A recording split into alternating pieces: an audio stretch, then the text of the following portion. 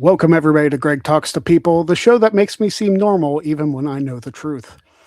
On today's show, we have one of our favorite people on this channel, interview extraordinaire, and probably the biggest reality show fan I know. It's Ella J. Welcome to the show, Ella. Hello, I'm so happy this is a first for me on the Greg Cherry brand. I know, typically, you appear on the Greg Cherry show, and this episode's got air after WrestleMania, so I'll probably invite you for WrestleMania predictions. So we'll see how that goes. Didn't go well for you last year, which I felt bad about. You know what? It's okay. I took it in stride. That's all that matters. But yeah, the first question I think is a general question I ask to everybody. How did you get into wrestling in the first place? Yeah, so it'll be 17 years this summer. I was 11 years old. It was a Friday night, just scrolling through channels as a lonely preteen, didn't really have many plans, and I was scrolling through channels. I see this guy with cool face paint. I'm like, and he's like running around in this cage. It's Jeff Hardy versus CM Punk in a loser leaves town match on SmackDown. Jeff lost. But I just remembered the crowd loving him so much, and I'm like, I'm already invested in this guy, but he's leaving. What is this? So from there, I tuned into SmackDown every single Friday. I didn't really know Raw was a thing. I would see commercials, but I'm like, what is that? So I didn't really know Raw was a thing for a few months, but I kept watching SmackDown and then fell in love with a Mickie James, DX, John Morrison. Then I discovered TNA a few months later. So I was like, oh, this is another cool thing. So I just fall in love with it ever since. It was really that real SmackDown brand, that 09 2010 SmackDown brand was really my bread and butter. That Mickie James, now I know it's a bad storyline in retrospect, but that Piggy James angle I related to as a preteen girl with a lot of body issues. I saw myself in Mickie James. DX gave me that comedic relief. John Morrison was my first wrestling crush. It was just everything. I loved the athleticism, the storytelling. It was just an escape for a young preteen Ella. There you go. Now, one of the main things you brought up, Mickie James, you get to interview various talent. So is there anything specific, I'll ask about your interview style, that you like to try and emphasize with the talent that you have on? Yeah, interviewing is my favorite thing ever. I know most of my full-time job is writing, but interviewing, like I said, is my bread and butter. I love doing research and trying to ask questions that maybe they haven't talked a lot about, or maybe just non-wrestling in general. I have talked about some random things. I've talked about America's Next Top Model on there. I've talked about people's acting backgrounds. We've talked about Wednesday, the show. If I find something in common that we both love outside of wrestling, I'm going to find out and we're going to talk about it. So I always do research. That is one thing that I love. Alicia Toots would call it professional stalking, going through their Instagram and their Twitter, sometimes searching keywords, listening to old interviews. I really pride myself on researching, unless I've interviewed them 7 or 8 times. There's a few of them where I'm I don't need to do research. I already know. But for the most part, research definitely, and trying to stand out. I always say, if I can answer the question, based off of doing research, I'm not really going to ask it. Unless it's something that I feel I can add on to. So I definitely love researching and trying to ask the non-traditional questions, unless it's their very first interview and there's not a lot of info on them. That's only happened a handful of times. But other than that, I'd really try to talk about stuff that maybe most interviews don't talk about. Now, this is something that everybody has to deal with. I feel like as a woman content creator, you deal with criticism more than just random trolls coming at you for whatever reason. So how do you deal with that? Because I'm sure it's emphasized on that point, and there are a lot of stupid people on the internet.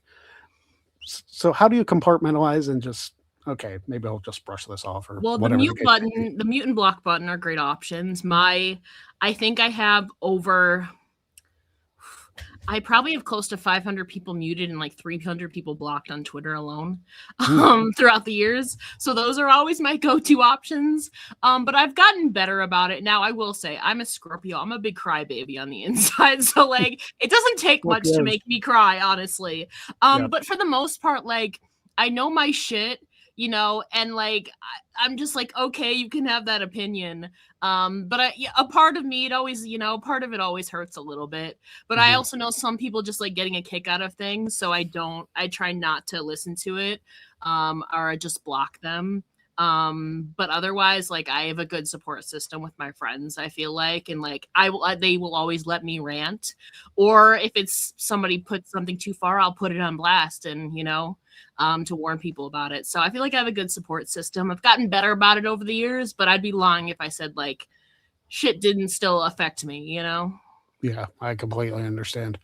Now, we're both Yankees fans. Yeah. So, and the thing is, doing pre-taped interviews, it's hard to talk about baseball Hmm.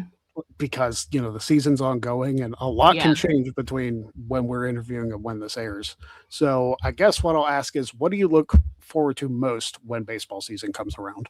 Um, I mean, I've been a Yankees fan since like 2010. Like I love like my OGs. I will say I did fall off of it a little bit for a few years because like all my guys retired. Like Derek retired, Mhm. A-Rod retired, Teixeira retired. Brett Gardner was like the last one I had. He just retired. Yep. Like I fell off for a couple years, but they've been really hot the last couple of years, and I was like, how can I not get back into it? Mhm. I just always look forward to the Yankees. It's cool to see that there are still some names, like Mike Trout is still in there, from when I was watching in my teenage years. Yeah. But like I need to familiarize myself more. And I used to play like softball and baseball. I used to watch college softball all the time. So like I know the rules. But there's like the new ABS thing is new to me. Like I'm still Mhm. learning as I'm getting back It's new into to it. everybody. Yeah. Yeah. So it's cool to learn all these new names, but like I'd be lying if I said like I miss my OGs. Like I miss the 2010 to like 2017 gang a lot. Mhm. I grew up it was really a thing from my dad. Like, my dad got me Yeah. into Yankees baseball, and I started getting into it in Jeter's rookie year. So Oh my that's god. uh, Yeah. so that's a long ways Yeah. ago, but it's there's just something about baseball. Like, I feel like if you don't have a team, watching it on TV is very difficult, but going to games is a completely different experience. I have only been to one Yankee game, although I will say I am going to one in June when they're in Oh. Toronto. But the only time I've been to a Yankees game was during COVID when the Yankees was playing here in Buffalo. They were playing at the Buffalo Bisons. They were playing in the minor league stadiums. I Hmm, don't remember why they were playing here, but that was the only time. But at least I got to see Brett Gardner. It there was you like go. one of his last years, so I was very happy to see that.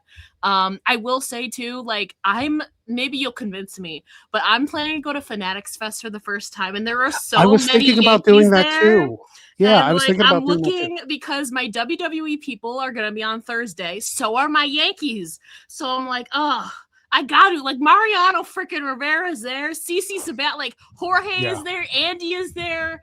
Even I will say we're not supposed to like Red Sox, but like Big Poppy is there, legend. Like you have to respect the guy. So I'm Yeah. like tempted to like meet them. I'm like I have to. And when else am I going to have this opportunity? Mhm. Are they only gonna be there Thursday? Because that might, Some of sway them will my, be there Thursday, some of them will be there Friday, but most of the Yankees anyway, former Yankees are going to be there on a Thursday. I know hmm, Aaron Judge is I don't know what day he's going to be there. They haven't announced it, but he'll be there at some point during that weekend. It probably just depends on their schedule. yeah. Because I know I'm going to AEW Double or Nothing in May, and Yeah. but the Yankees are out of town that weekend, so it's like, Yeah. I've never been to a game in the Bronx, and Neither have that's I. But that yeah, I'm that's a planning goal to at go some to point. Toronto cuz it's closer when they play the Blue Jays. Yeah. Well, they've come to Pittsburgh a couple times, Yeah. so I've gotten to see them when they're in town, Mhm. but I've never been to New York, period, so that's gonna be I've only something. been there once, so this will be my second time. I haven't been there since 2019 though, since before the pandemic. So Hmm, it'll be fun to go back and explore more. awesome. So, going back to content, if you could pick out one moment out of all the content that you've done that you can point to and be like, "That's my favorite thing I've ever done." Oh man, there's so many. I know.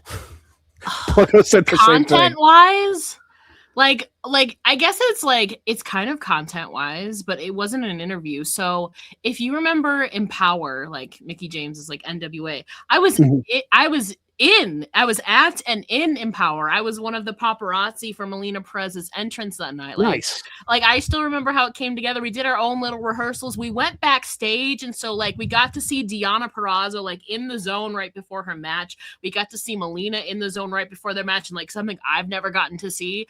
And then we got to be part of the pay-per-view itself. So I think that like is my like favorite moment ever. But if we're talking like strictly like work-wise content that I've done, oh my gosh, there's so many. I mean, like, okay, so I mean, Shawn Michaels is my goat. So like I've gotten to be Same. on a few media calls with Shawn Michaels. They don't do the NXT media calls anymore, but I think I've been on like I was on 4 media calls with Shawn Michaels, my goat, and got to ask him a question every time. So like I feel like that's got to be like towards the top. And like I got to interview like Rhea Ripley. Like those are definitely like highlights, I feel like. You've got to interview Mickey too, right? Oh yeah, like her. I think her and Deonna Purrazzo are the most people I've interviewed. I think I've interviewed Mickey like at least 8 times. She's always fun though. She's always easy because I don't need to do any research when I interview her. I already know what we're gonna talk about, so she's always fun, you know. And like getting to work with her and they don't do it much anymore. Like her, Lisa Marie, and SoCal Val. I got to work on them. They invited me to be part of their Got TV podcast, so I got to be part of that and build relations with that. And now I'm friends with all of them. So like that's a cool thing. Like 11-year-old Ella would be like, what? Like, what are you doing? It's so, like she would not believe it. That's wild. Now, as I mentioned earlier, you're a big reality show fan. Yeah. And we've talked about it before. We talked about Big Brother on the Greg Cherry Show the one day. So what is it about reality TV that draws you in? And do you have something that you point to and be like, that's why I'm a reality TV show fan, because that's awesome. Oh, like, okay, so I just want to preface this. I'm not really into like the love like reality shows. Like I tried one season of The Bachelor. Apparently it was one of the worst ones though. Peter's season. And I'm like, I can't get into like the Love is Blind, The Perfect Match. There's so many Love Island, there's so many of them. I can't really get into love ones, but the reality competition show or like the deception game ones, I'm like totally into, like The Circle, The Mole, Survivor, Big Brother, The Traitors. Like I have watched all the international versions of The Traitors. I'm starting to get into the international versions of Survivor. I don't know. Maybe it's kind of like wrestling a little bit. It's a little bit of an escape. You know, I don't know. It's real, but like there's also games involved. And I love like the deception of players and stuff. I love deception video games too.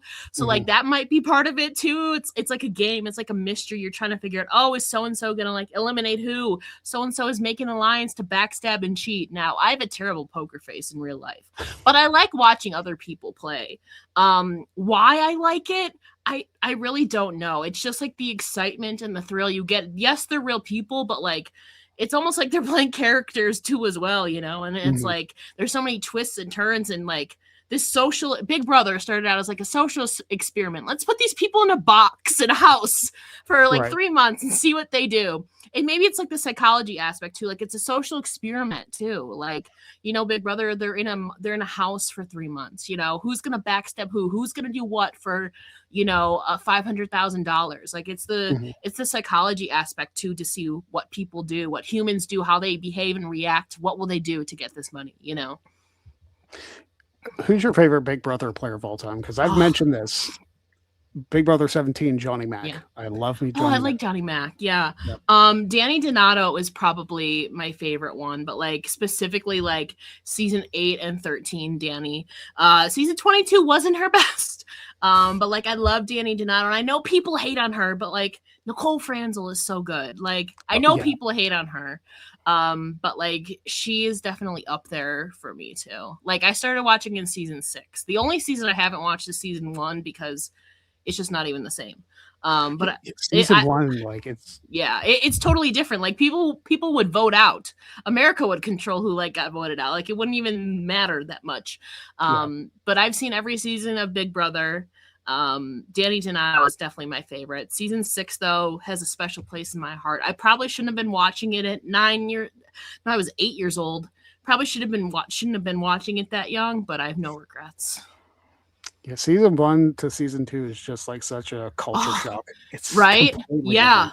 Dr. Will just blew it way out of left field. Shout out to him. Yeah, Dr. Will is probably one of the best strategists. Maybe not Yeah. the best, but one of the best Yeah. strategists in Big I Brother agree. history. Hmm. So, with the content that you make and everything else, do you have an ultimate goal that you want to achieve? Like something that's on the bucket list that's like, if I do this, if I continue to do this, I can get there. What would that possibly be? Hmm. Well, I mean, I reached a big goal. It'll be 3.5 years this month. I'll be full time doing wrestling writing and interviews. Like that was the main goal for a while. But I Mhm. feel like for a while I've been super stagnant, you know. I just really want to like get those, I want to do more interviews, you know. I know that sounds crazy, but like the majority of the work I do is writing. I really just want to find, a lot of the times, admittedly, maybe you'll relate to this, like some days I just have no motivation to do anything, you know. You see all these other people thriving and you're like, oh, you're like, I want that, and then you get disappointed, then you lose your motivation, and then it's like, Mhm. oh, but then you need to find it again. But like the biggest dream, I don't think it'll ever happen, but like, you know, like if I were like a Chris Van Vliet, like he has his own studio, he gets to travel to do all of these things, like that would be the dream, to like have my own show, have my own studio, or even get to travel to interview these big names. Like that would be like the ultimate dream. Like if I could have like my really own brand to be able to interview like the people that I want. Mhm. That is like the ultimate dream, really, honestly. I mean, Chris is one of those people that, like, you see what he's doing. It's like, this is just awesome. Like, he's Yeah, living a dream, that's the interviewing all these dream. people, and Yeah, he's getting paid for it. It's like, yeah, that is yeah. absolutely. And Chris, if you're watching by chance, And like what? he's done the work, like that's not Oh, to, yeah. you know, he's definitely earned where he, you know, he started a legit route. Oh, yeah. He worked in cable television, you know. I did not start out in that background. I just started out on an audio platform on Spotify and Apple, you know, before branching out to video stuff. He has all the background and he knows what he's doing. So obviously he's a great guy. I've only ever had great interactions with him, but like that would be like the ultimate dream, to be able to travel, get paid, sit down and interview people. I love doing the long form interviews. Like they're my favorite thing. You know, we can talk Mm, about so much. yeah, So getting to do that as like a full-time job, that would be the ultimate dream. absolutely. Chris, if you're watching, I'd love to have you on the show. Um, so, throughout your journey, who would you say has helped you the most in where you are in content? And is there anybody, this is kind of a two-parter, is there anybody that you'd like to give flowers to be like, hey, they deserve to be lifted up too because they're Hmm. awesome? Yeah. I've had so many people help me. Like I said earlier, I feel like my big break, I guess, was Mickey, and that sounds like crazy Mhm. to say, but really, when she invited me to do like help them out with Gaw TV and like edit their podcast and put it together, like as soon as I announced that, like I feel like more people started like taking notice of me. I got that Mickey James rub, Yeah. and then because like months later, it just everything fell, and I've said this before, it just fell in like a domino effect. Like months later, I got reached out to by a couple of sites, one of which I still work with, to do like video content for them. You know, I got invited to do like PWI. Like I was on the women's 250 committee to do that. I'm published in PWI. It just felt Awesome. like everything like really was a domino effect. Like I had so many brands and awesome sites reaching out to me. Now I definitely overextended myself, but like, you know, you're green, you're new, you're hungry. So Mhm. I feel like Mickey was definitely a pivotal factor in like getting to where I am now, like being full time, building up enough credibility and experience for myself that like I was confident enough to make the move full time into doing this. Um, Another one, he's gonna Sean Ross Sapp, like I have to, you know, Yeah, he'll take it and milk it. of But he course. was definitely huge because, you know, for a long time I was only doing stuff virtually. Like I think like my biggest opportunity was like the Royal Rumble 2023 that came together so fast, and that was my first like legit like big media week for WWE, or like between WWE and AEW, the big companies. And like I had no idea what I was doing, and it was very short notice, but he was very gracious enough to like let me ask him any questions that I had. He was great with me in person. He was helping me in person, like introducing me to people. Like that was my first big opportunity, and it came together in like a 48-hour window. Everything happened so fast. I didn't know what I was doing, but he has definitely helped me, and I'm very happy to call him a friend. I can ask him because he's done it all. So if I have any questions, like I have no problem like reaching out to him. Denise Salcedo is another one. Obviously, like she's probably the biggest woman in like wrestling media, so she's also done it all. Whenever I've had like I mean, I'll be honest, like I reached out to her when I made the transition to full time. Like she was the first one that I hit up like for kind of help, like how do I navigate this? How do I set this up so I don't go insane? And she gave me some really good pointers. So I'll always be grateful for that. There's a lot of people. I wouldn't say it's just like one person. There's been a lot of people who have helped me along the way. But definitely those are three big ones. As for people who I think that more people should be taking notice of, I mean, I feel like he's exploded, but like Muscle Man Malcolm is a good friend of mine, and he has like he has the great energy that I think a lot of interviewers don't have, even myself. Like he is such a personable and cheery person. He has great vibes and he has fun with all his interviews. You know, he's proof that you don't need to be as serious all the time. You can have fun with what you're doing, you know. And he is not afraid to travel on his own dime, by the way. Like all this stuff, he is not afraid to travel and go take those chances and build those networks. He basically is friends with the whole Anawayi family at this point, which is pretty impressive considering how many of them there are. But he's definitely proof that like take a chance on yourself, you know. Obviously, like don't go broke. He's been pretty good about managing his money too. But taking a chance on yourself and getting out of your comfort zone. Another one too is my friend Astrid Pizarro. I've known her for several years now. She is one that I feel like doesn't get enough credit because I mean she is so passionate about women's wrestling and trying to balance all the podcasts that she does on top of a full-time shoot job is crazy. I know I was doing that for a while too. And the fact that she's still doing, I give kudos to everybody because I was there, you know, filming content on my off days or in the morning before I go to work or in the middle of work on my breaks, you know. I get it. She's grinding and she's so passionate, and I really do hope that she gets more opportunities because she's good at what she does. Was lucky enough to have both Malcolm and Astrid on the show, so I can definitely see where you're coming from for that. So that's actually all the questions I have for you, Ella. So I guess the only other question is, where can people find you? You can find me on Twitter, Instagram.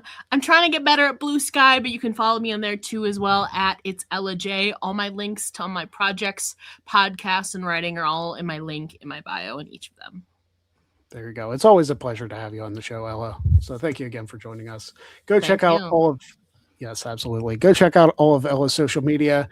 And thank you for watching this episode of Greg Talks to People. You can find me on all forms of social media at Greg Cherry Brand. And until next time, be kind to each other.